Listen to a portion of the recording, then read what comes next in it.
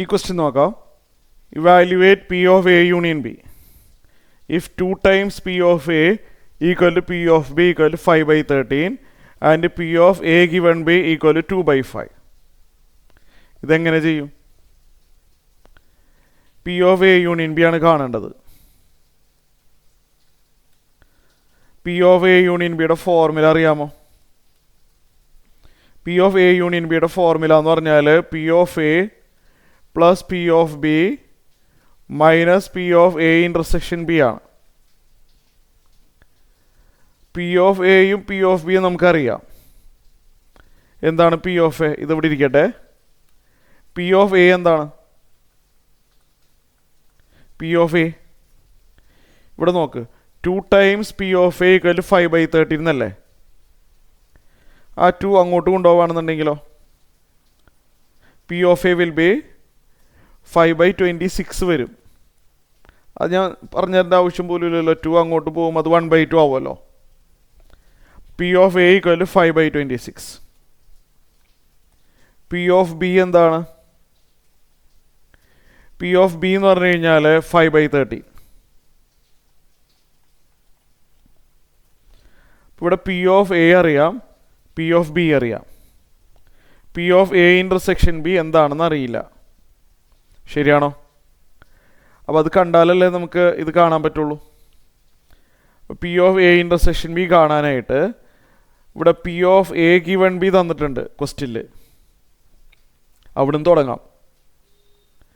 P of A given B എന്ന് പറഞ്ഞു കഴിഞ്ഞാൽ P of A intersection B by P of B അല്ലേ? പഠിച്ചിട്ടില്ലേ ഇത്? ഇവിടെ താഴെ ബി ആണ്, അത് തന്നെ താഴെയും വരും. ഓക്കെ, ഇത്രയും കാര്യങ്ങൾ ക്ലിയറായി. അപ്പോൾ നമുക്ക് പി ഓഫ് ഇത് ഒന്ന് ക്രോസ് മൾട്ടിപ്ലൈ ചെയ്താലോ? ഇതിങ്ങനെ ഒന്ന് ക്രോസ് ചെയ്ത് കഴിഞ്ഞാൽ P of A intersection B equal to P of A given B into P of B വരും. ശരിയല്ലേ? P of A intersection B will be, ഇതിങ്ങനെ ക്രോസ് ചെയ്തു. ശരിയാണല്ലോ? P of A given B എന്ന് പറഞ്ഞു കഴിഞ്ഞാൽ എന്താണ്? ക്വസ്റ്റ്യൻ തന്നിട്ടുണ്ടല്ലോ, 2/5 അല്ലേ?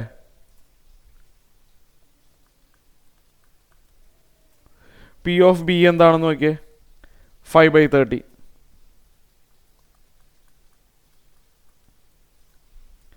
ഫൈവും വെട്ടിപ്പോയിട്ട് 2/13 കിട്ടും.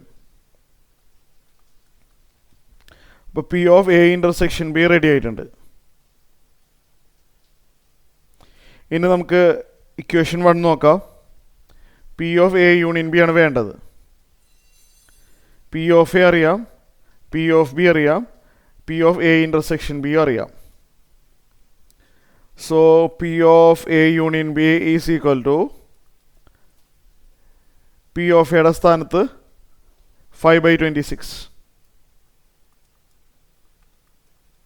പി ഓഫ് ബിയുടെ സ്ഥാനത്ത് 5/30, പി ഓഫ് എ ഇൻ്റർസെക്ഷൻ ബിയുടെ സ്ഥാനത്ത് 2/13. ഇത് ചെയ്യണത് ഞാൻ എങ്ങനെയാണെന്ന് എക്സ്പ്ലെയിൻ ചെയ്ത് തന്നില്ലല്ലോ, കുഴപ്പമൊന്നുമില്ലല്ലോ. ഇവിടെ 5 - 2 3/13. അത് ഞാനിങ്ങനെ വേഗം പറഞ്ഞു പോവാം. ഏതായാലും ന്യൂമറേറ്ററിനും ഡിനോമിനേറ്ററും 2 വെച്ച് മൾട്ടിപ്ലൈ ചെയ്ത് സെയിം ഡിനോമിനേറ്റർ ആക്കി മാറ്റാം. സ്പീഡിൽ പറഞ്ഞാലും ഫോളോ ചെയ്യാൻ പറ്റുമല്ലോ. 6/26 ആഡ് ചെയ്ത് വരുമ്പോൾ 11/26 ആണ് ആൻസർ വരുന്നത്.